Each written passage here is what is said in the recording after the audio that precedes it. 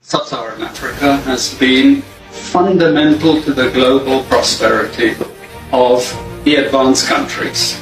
And Africa had a role to play. It has a role as a raw material producer. We will not allow Sub-Saharan Africa to escape that.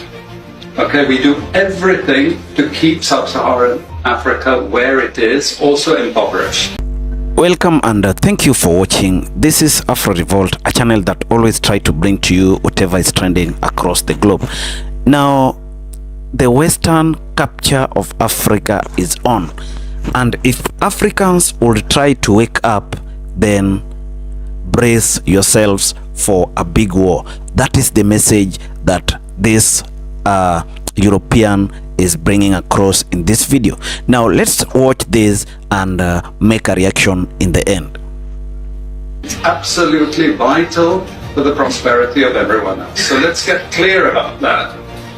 Okay, and this means all the economic structures, all the global institutions, and the economics we teach everyone is all designed to keep Africa exactly where it is. And whether it is Europe or US or now China, it's always the same. We need Africa to be impoverished because we need those raw materials and we need them dirt cheap. Okay, so that's the message. It doesn't mean to say that there's nothing Africans can do. Of course there is. This is what it's about. Because if Africa does do something different, I assure you living standards of all those in Europe and North America and Asia is going to fall. Okay? And that is a big price to pay. I assure you that the West is not going to allow that without a big fight. Okay? So the job of many Western academics is to convince Africans they have to keep doing what they're doing. Okay? And to show them it's your fault that you're poor. It's not our fault. It's your fault that you're poor, you know. So this is what we do in academic institutions. We know the basic forces that have caused this underdevelopment. We know it's colonization. We cannot afford to allow Africa to industrialize and start producing manufactures. Okay, so we will do everything to stop that. And I'm going to show you how we actually block that. We had East Asian rapid industrialization processes. So in the earlier period, we had Japan and Korea and Taiwan. Okay, rapid growth, sucking in raw materials from Africa, driving up the prices. And after those countries finished industrialization, then Sub-Saharan African growth rate again fell. Sub-Saharan Africa is condemned to this role. Just the supplier of raw materials, not a manufacturer. The currencies are collapsing of these countries, and many of them are sub-Saharan African countries. After colonization ended, we needed new structures to keep these countries where they were. Okay? And the first of those is aid. Okay? We give them aid. Aid for what? Actually, we give them aid to keep repressive regimes in power. That's all. All the hypocrisy about transparency and democracy and bullshit like that, it's all bullshit. But it would go to country after country offering loans. And if the president did not accept the loan, they were killed. It's just economics. It's economic warfare. The rich declare war on the poor. It happens everywhere. It happens in a country. The rich control the government. Of course they do. You really believe you have democracy? Come on. You know, I mean, grow up.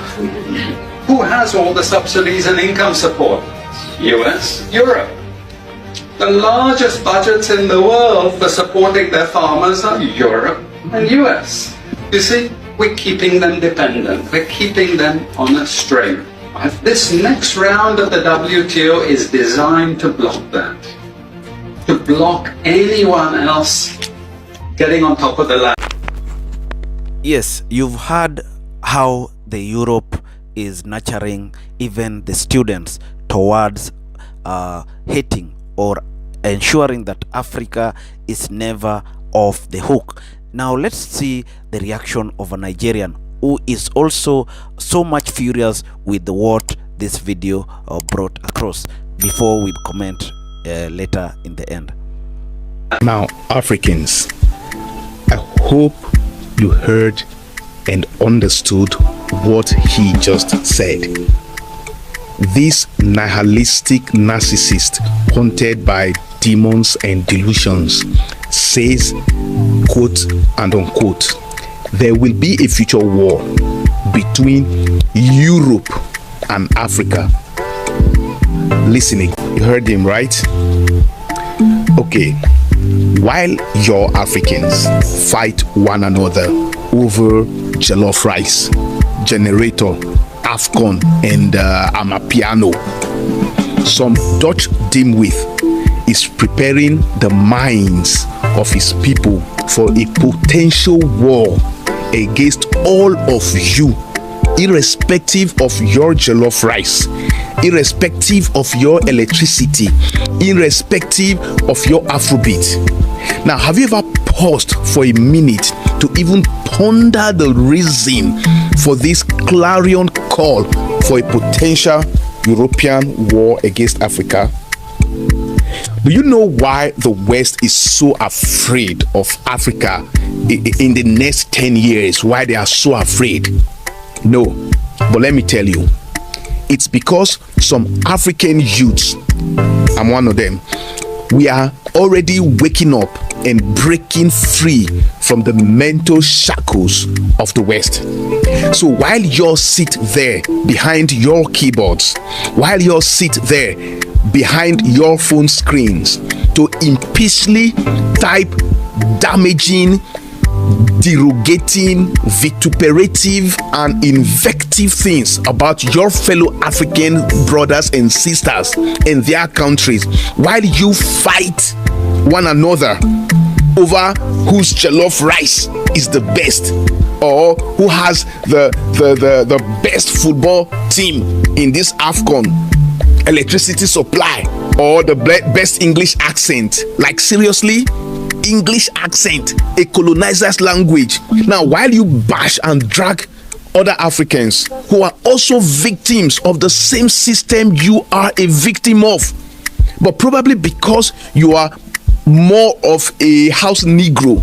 Now, some Europeans are already planning for a war against Africa, against you, all of you. Shame on you. Not a war against Ghana, not a war against Nigeria or South Africa or Cameroon or Kenya, but against Africa. And all you do is fight one another. And you keep wondering how Africa was defeated and subjugated. How did they do it? Why did our forefathers blah blah blah blah blah? You keep wondering how it is possible that the West, so completely duplicitous and unworthy, how they have ruled the world for thousands of years. This is exactly the reason. What you are doing is exactly the reason. It's because all of you put your energy into counting the stars while the moon passes you by. It is very, very, very interesting. It's interesting because we are living at a times when we know the predicaments that awaits us as Africans, and we are doing nothing about it. We are just seated, we are divided, we never see the future. We don't want to make a move and ensuring that we stop all this we hear. It's open. They say it openly. They even tell us that even in their education system, they teach their kids how to manage Africa economically. It's an economic warfare, as they term it, and they'll never leave Africa to be free. Let me tell you one simple logic why Africa will never be left to be free. It is because Africa is where the vast resources lie, and these countries who claim to be superpowers, the Europeans, the Americans, they milk Africans, and they have used tactics economically and even politically to manage the resources of Africa. That's how they have been surviving. Without Africa, they will fall dramatically or drastically in terms of their economy. So Africa must know that we are in danger, and the danger we can manage it only if we are united. Let's get united. Let's tell our leaders that unity of purpose is very key. We have to unite so as to manage such situations, because through our unity we are going to defeat the enemy.